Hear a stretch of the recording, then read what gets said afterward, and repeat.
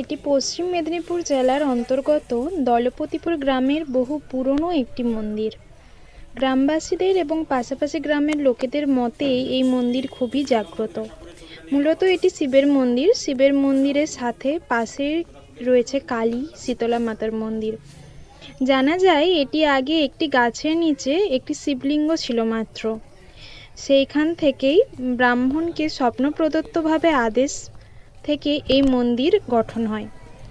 প্রায় ১৭০ থেকে ১৭২ বছরের পুরনো এই মন্দিরের নাম শোনা যায় পাশাপাশি বহু গ্রাম থেকে। সারা বছরে এখানে শিবের সমস্ত রকমের পুজো, যেমন নীলষষ্ঠী, গাজন, চড়ক, শিবরাত্রি সমস্ত কিছুর সাথে সাথে সংলগ্ন মন্দিরগুলিতে পূজা এবং ২৪ প্রহর হয়ে থাকে। এই যে দেখা যাচ্ছে যে বেদিটি, এখানে রাধাকৃষ্ণের একটি মূর্তি রয়েছে, এইখানেই ২৪ প্রহর হয়ে থাকে এবং শিবরাত্রি, নীলষষ্ঠীতে এই সমস্ত মন্দিরগুলিতে পুজো হয়ে থাকে। এবং এই সেই গাছ যেটিকে বাঁধিয়ে রাখা হয়েছে, যেখানে আগে বহু বছর আগে লোকমুখে শুনে কথা যে এখানে ওই নিচেই শিবলিঙ্গ ছিল। এটি হলো আটচালা। পুজোর সময়, গাজনের সময় এখানে অনেক সংখ্যায় ভক্তে থাকে এবং পুজো সম্পন্ন হয়। এর ভেতরেই রয়েছে শিব মূর্তি। একটি বিশেষ সময়ে দরজা খোলা হয়, ব্রাহ্মণ এসে পুজো করেন এবং এই দরজা লাগিয়ে দিয়ে চলে যাওয়া হয়।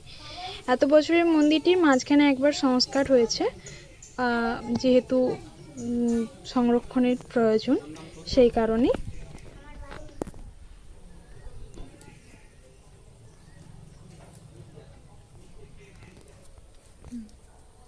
এদিকে ঘুরেই বলি। হ্যাঁ, এদিকে ঘুরেই বলছি, এই মন্দির তাও কত বছরের এবং এখানে কত বছর ধরে পুজো হচ্ছে যদি বলেন? এটা তো বাংলা ১২৫৭ সালে তৈরি, আমাদের শোনা কথা বা অন্যান্য নথিপত্র দেখে যেটা পাওয়া যায়। আচ্ছা আচ্ছা। এখন তো ১৪২৯ চলছে, তার মানে কত ১৭০-৭২ বছর চলছে। মাঝে একবার সংস্কার হয়েছিল, আগে অনেক পুরনো ছিল, এখন সংস্কার হয়ে গেছে। এটা অনুষ্ঠান তখন থেকেই চলছে।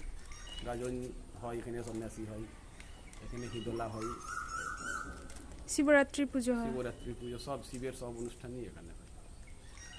আচ্ছা আচ্ছা আচ্ছা, ঠিক আছে।